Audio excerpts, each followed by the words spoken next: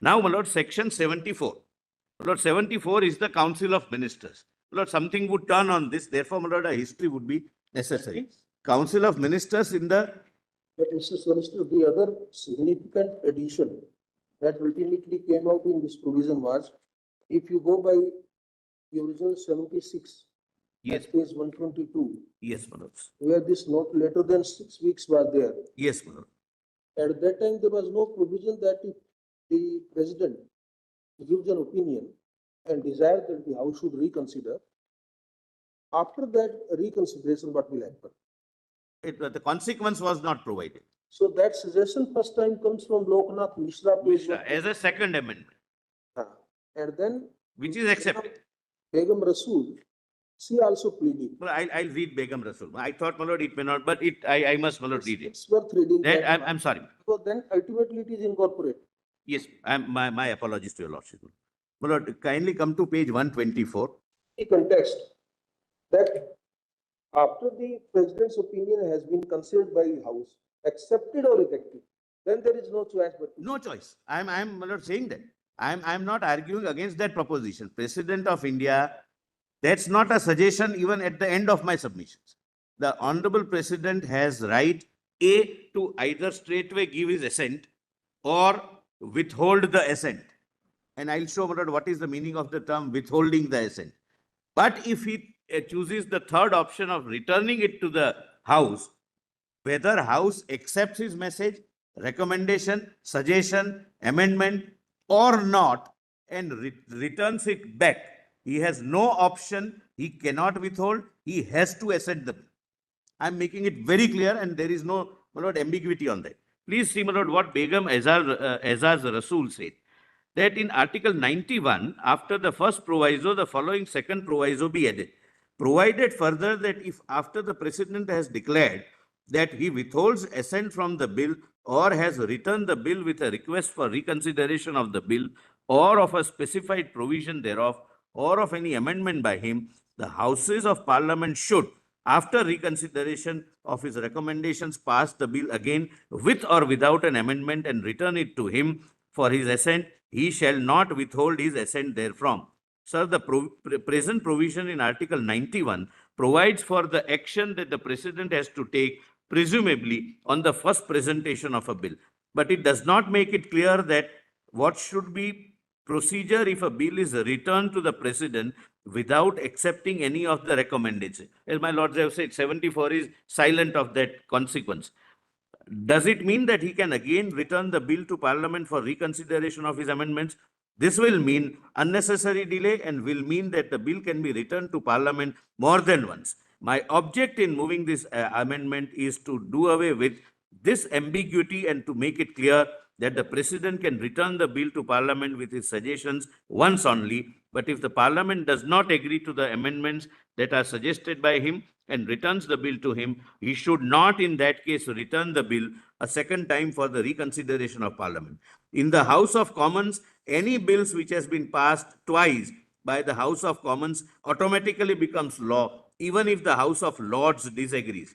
In the same manner in USA, a bill becomes an act even if the President vetoes it, provided it is passed by 2/3 majority of the Congress.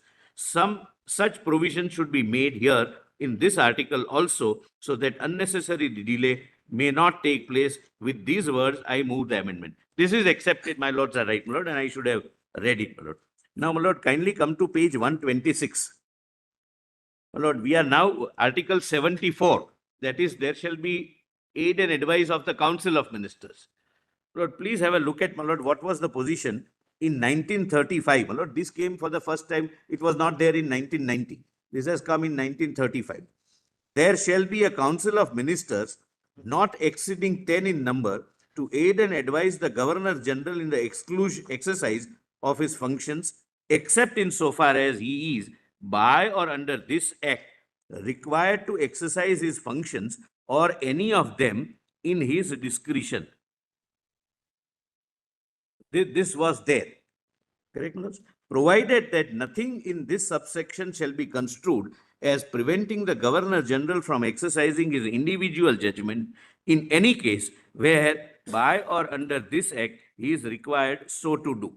under this act, my lord, now this has gone, my lord, I'll come little later. The Governor General in his discretion may preside at meetings of the Council of Ministers. If any question arises whether any matter is or is not a matter as respects which the Governor General is by or under this act required to act in his discretion or to exercise his individual judgment, the decision of the Governor General in his discretion shall be final, and the validity of anything done by the Governor General shall not be called in question on the ground that he ought or ought not to have acted in his discretion or ought not to have exercised his individual judgment. My lord, thereafter, my lord, the first draft is prepared, and Article 55 of the first draft, my lord, there were two, orally, my lord, I'll point out, there were two committees constituted. One was Union Committee within the Constituent Assembly. Another was Provinces Committee. Union Committee was headed by Pandit Jawaharlal Nehru ji, and a Provincial Committee was headed by Sardar Vallabhbhai Patel. And they both, my lord, Nehru ji decided the All India structure, and Sardar Patel's, my lord, committee not decided, my lord, they recommended how the states, and they used to be known as provinces, how the states would function as a part of the overall federal setup which we have envisaged. It's not a federal setup, my lord, as understood in America, that every state is as such independent with its own Supreme Court, etc.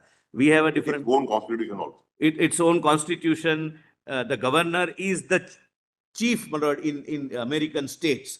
We have, my lord, a different collaborative kind of a federal constitution. My lord.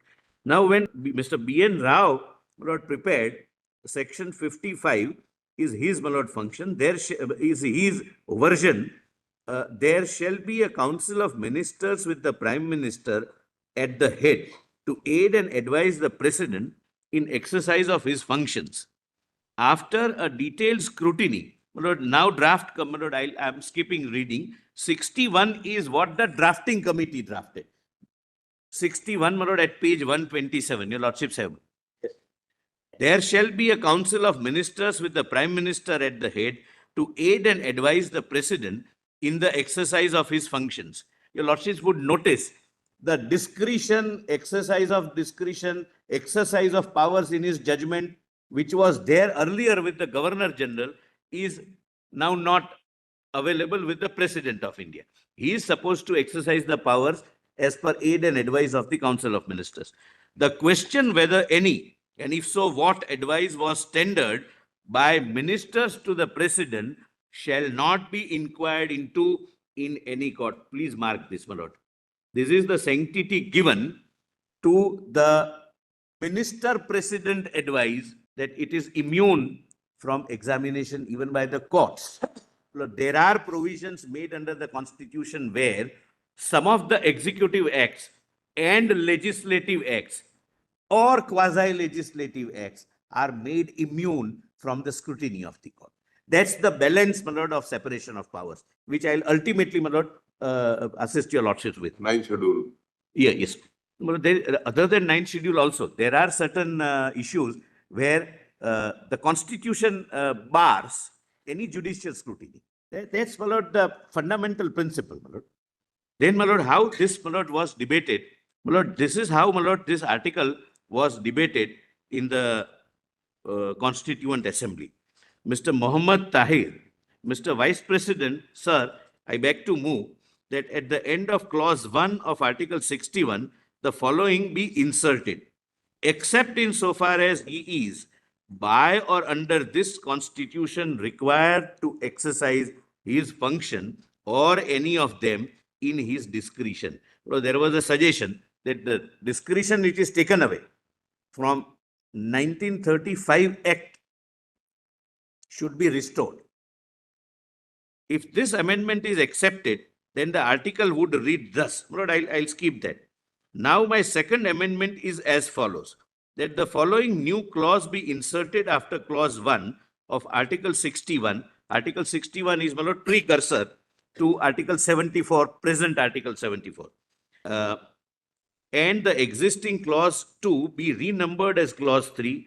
If any question arises whether any matter is or not a matter as respects which the president is by or under this constitution required to act in his discretion, the decision of the president in his discretion shall be final, and the validity of anything done by the president shall not be called in question on the grounds that he ought or ought not to have acted in his discretion. Again, my lord, restoring the position of 1935 Act.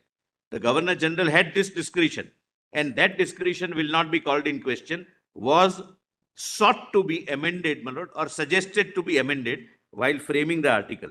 In moving these amendments, I want the President of India, although he is a nominal president in the words of my honorable friend, Mr. Kamath. Kindly pause here for a minute. Mr. Kamath always says he is a nominal president. And rest of the, including Dr. Ambedkar, they say that this is a different indirect election method we have adopted. Unlike the queen or king, he is not a successor. He doesn't get his office by succession. He is an elected person, elected by indirect representation of not only the parliament, both the houses of parliament, but even the state legislatures.